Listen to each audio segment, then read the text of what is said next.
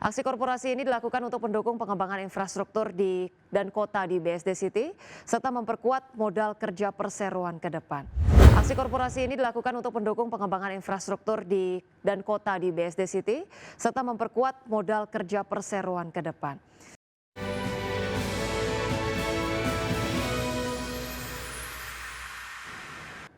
Ya, PT Bumi Serpong Damai Tbk atau BSDE berencana menerbitkan obligasi dan sukuk dengan nilai pokok maksimal 3 triliun rupiah.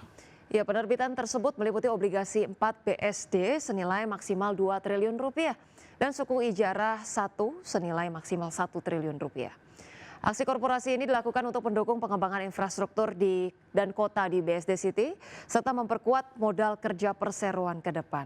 Pada tahap pertama, BSDE menargetkan perolehan dana sebesar 1 triliun rupiah, terdiri dari 500 miliar rupiah obligasi konvensional dan 500 miliar rupiah sukuk ijarah.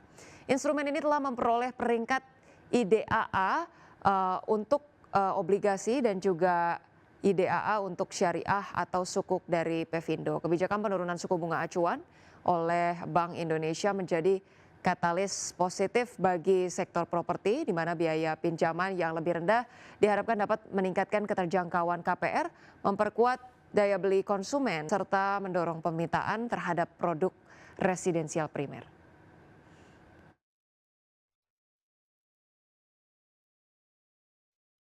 Terima kasih Anda masih bergabung sama kami. Pemirsa, PT Adikarya Tbk menegaskan masih ada piutang proyek LRT Jabodebek tahap pertama senilai 2,2 triliun rupiah yang belum dibayarkan.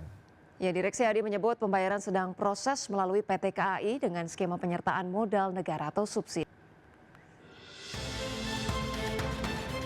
LRT Jabodebek tahap pertama sepanjang 44 km sudah beroperasi sejak Agustus 2023. Nilai pembangunan mencapai 25,5 triliun rupiah.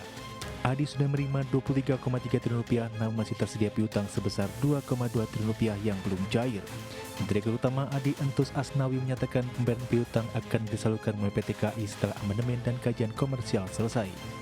Jika dana itu diterima akan beri dampak positif pada neraca keuangan dan digunakan untuk melunasi kewajiban serta modal kerja perseroan. Selain piutang LRT tahap 1, Adi juga tengah menyusun skema pendanaan untuk proyek LRT tahap 2. Perusahaan BUMN ini membuka opsi pendanaan di luar anggaran pemerintah melalui kerjasama dengan KAI dan mitra lainnya. Berbagai sumber untuk ID Action.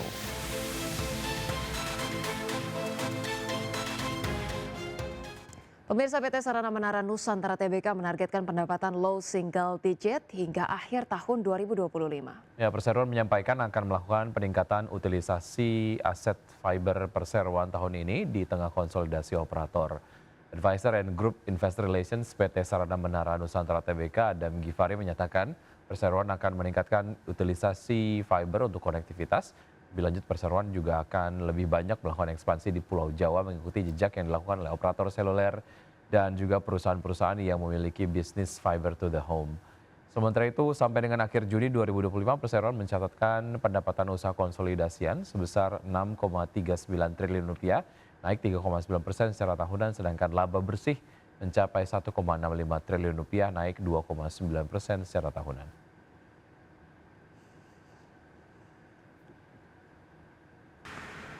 Pemirsa, terima kasih Anda masih bersama kami di Market Plus. Pemirsa, indeks harga saham gabungan atau IHSG berbalik melemah dalam ke level 7.700-an di perdagangan Senin. Saham perbankan Big Caps dan Bank BUMN kompak turun dalam di tengah sentimen Prabowo Subianto resmi melangsungkan reshuffle Kabinet Merah Putih.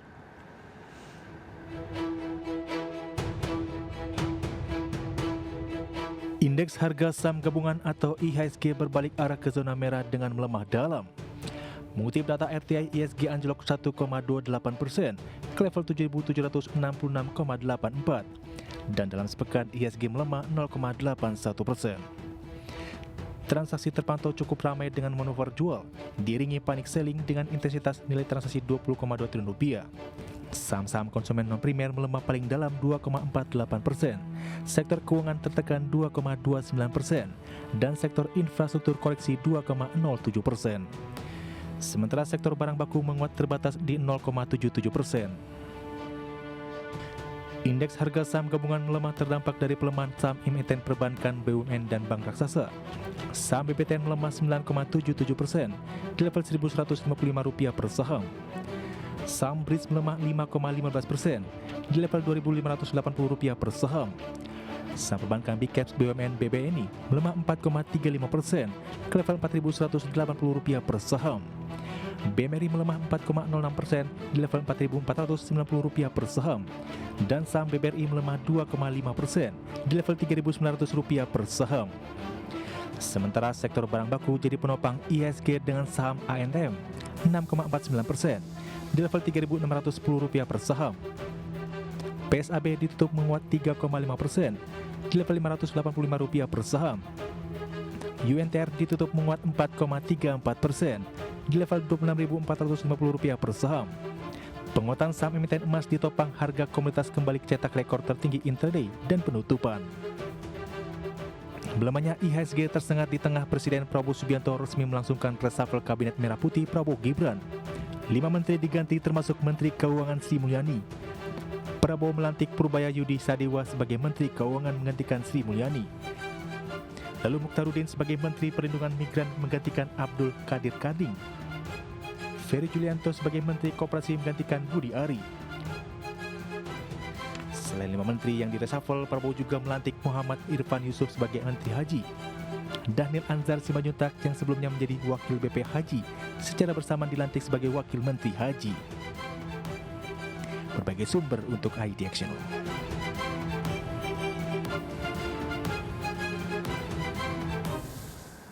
Pemirsa, Menteri Keuangan Purbaya menegaskan akan bekerja maksimal untuk kembalikan kondisi ekonomi secara luas dan pasar keuangan menjadi lebih baik dengan cepat.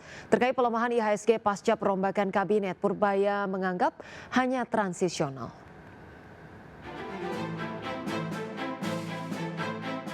Usai dilantik sebagai Menteri Keuangan, Purbaya menegaskan akan bekerja maksimal untuk membalikan kondisi ekonomi secara luas dan pasar keuangan menjadi lebih baik dengan cepat.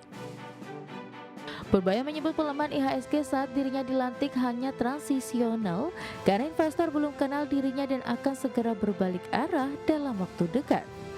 Meski tidak merincikan lebih detail mengenai kebijakan atau langkah apa saja yang akan diambil, Purbaya optimistis kondisi pasar akan kembali menguat. Selama ini ada perlambatan ekonomi yang karena berbagai hal dan keributan yang demo itu sebetulnya karena sebagian masyarakat mungkin merasa lambat ya tertekan. Nah sekarang kita balikan dengan cepat. Dalam seminggu 2 minggu pasti akan balik. Kalau IHSG anjlok biasa mungkin takut, tapi kan saya lama di pasar, saya 15 tahun lebih di pasar, jadi saya tahu betul bagaimana memperbaiki ekonomi. Seperti diketahui, IHSG ditutup di 1,28% atau 100,49 poin ke level 7.766,84. Usai perombakan Kabinet Merah Putih. Koreksi tajam ini dipicu aksi jual di sejumlah saham perbankan besar yang menjadi penekan utama indeks.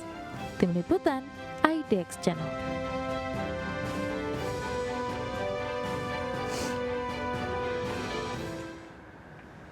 Pemirsa, Perdana Menteri Perancis Francois Bayrou ini telah digulingkan dalam mosi tidak percaya setelah hanya 9 bulan menjabat. Adapun Bayrou dilaporkan akan menyerahkan pengunduran dirinya kepada Presiden Emmanuel Macron pada Selasa 9 September. Francois Bayrou telah digulingkan dalam mosi tidak percaya setelah hanya 9 bulan menjabat sebagai Perdana Menteri Perancis, meruntuhkan pemerintahan minoritasnya dan menjerumuskan Perancis ke dalam krisis politik. Bayrou akan menyerahkan pengunduran dirinya kepada Emmanuel Macron pada Selasa pagi. Presiden Perancis kini menghadapi tantangan untuk menunjuk Perdana Menteri ketiganya hanya dalam 1 tahun, yang kelima sejak ia memulai masa jabatan keduanya pada tahun 2022. Kantor Presiden menyatakan bahwa Macron akan membuat keputusan dalam beberapa hari mendatang. Adapun Bayrou digulingkan ketika 364 anggota parlemen menyatakan tidak percaya pada pemerintah, hanya 194 yang menyatakan percaya. Bayrou sendiri menyebut pemungutan suara itu sebagai pertaruhan terakhir untuk mendapatkan dukungan, dengan mengatakan dia membutuhkan dukungan dari parlemen untuk langkah penghematan guna mengurangi utang publik. Dalam pidato di hadapan parlemen sebelum pemungutan suara, Bayrou mengatakan Perancis berada di bawah ancaman utang yang tak terelakkan dan harus menemukan kompromi terkait anggaran. Ia mengatakan jika tidak ditemukan sedikit pun perlemahan dan konsensus di parlemen yang terpecah, maka tindakan pemerintah pasti akan gagal. Berbagai sumber, IDEX Channel.